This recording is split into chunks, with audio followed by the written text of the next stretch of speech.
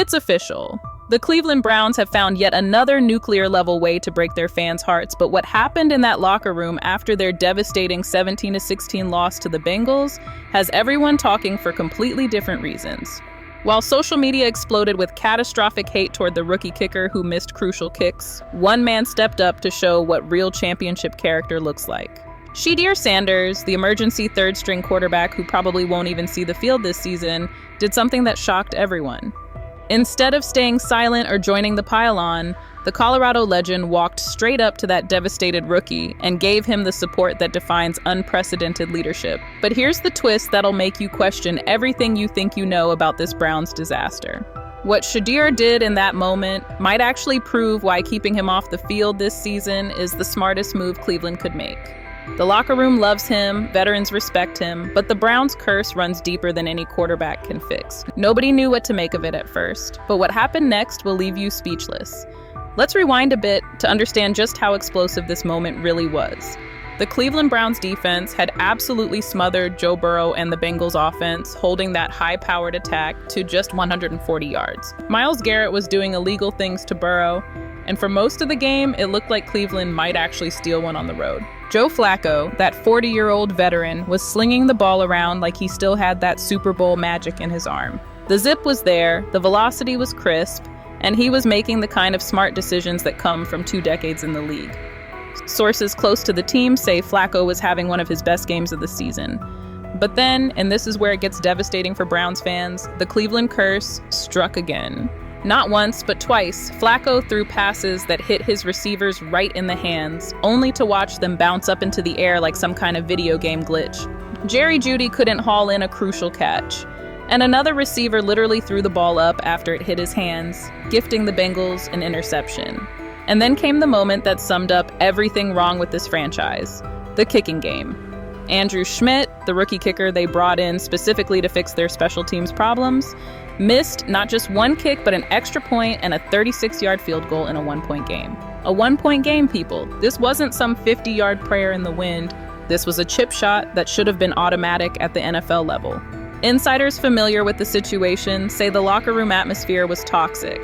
You'd expect fingers pointing everywhere, veterans calling out the young guy in complete implosion.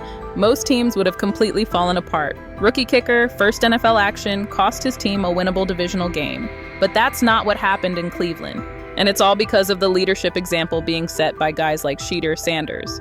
Word on the street is that Sanders has been the emotional backbone of this team all season, even from the bench. But here's where it gets even more incredible. While Browns fans were calling for the kicker's release on social media, while the frustration was boiling over into pure rage, Shedeur Sanders walked up to that devastated rookie and did something that proves why every coach and teammate raves about this man's character. He dapped him up, looked him in the eye, and basically said, "You're going to be all right. You're going to be good because Shedeur's been through worse, the Browns have been through worse, and you're just a rookie at the end of the day."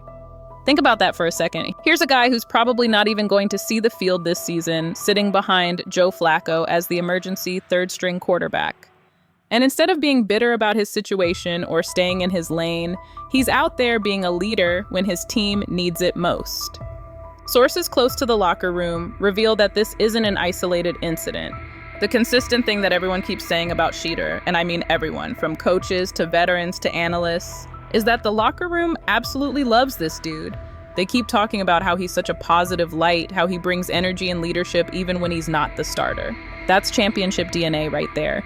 That's the kind of intangible quality that separates good players from great ones, role players from franchise cornerstones. While everyone else was focused on the missed kicks and the dropped passes, Shedeur was focused on lifting up his teammate, who was probably going through the worst moment of his young career.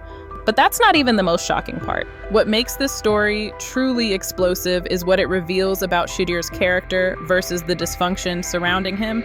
People familiar with the team dynamics say that while other players were pointing fingers and making excuses, Sanders was the one stepping up to provide emotional support.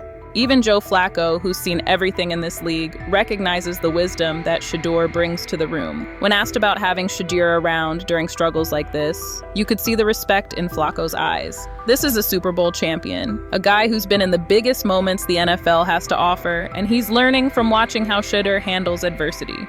Before we dive deeper into this incredible story, I need you to do something that'll help us expose more truth like this. See that hype button? Click it right now and give this video some points. Here's why this matters.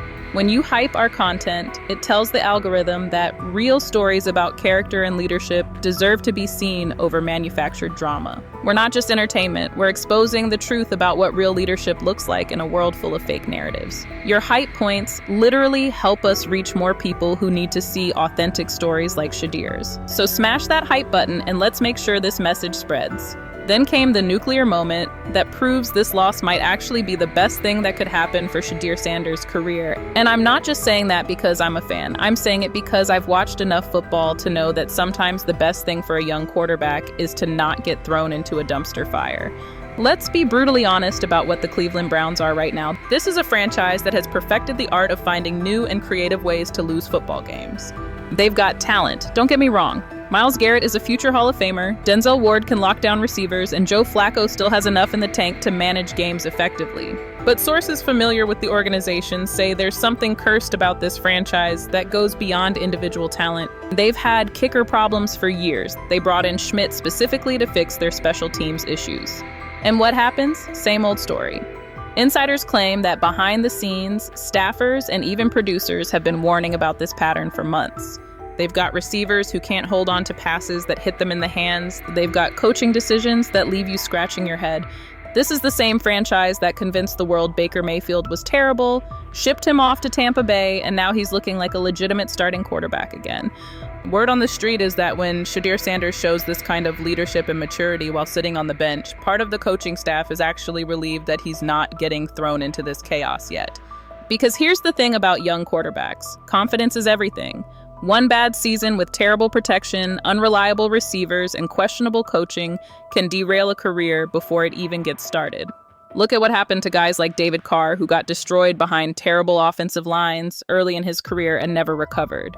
People close to the situation say Shedeur is different, though. That's not normal for a rookie quarterback sitting behind a veteran. That's a future franchise player who's already operating like a team captain even when he's not on the field.